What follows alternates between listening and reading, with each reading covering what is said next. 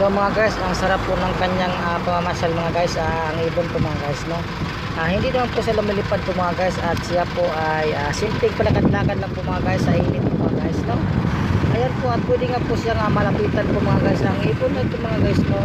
Ayan po, siya po ay nalalapitan po natin mga guys. Ano kaya ang ibon po ito mga guys? Sa inyo mga guys, no. Sa amin po mga guys ay puro kutok po yan mga guys. Ayan po, siya po ay nagpalakad-lakad lang po mga guys, no. Ayan po si ibon.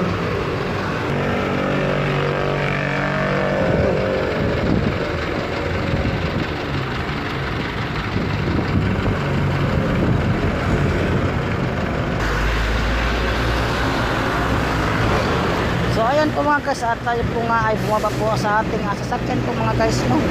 Ayan po, nagpalakad-lakad lang po siya po mga guys, para po siya nga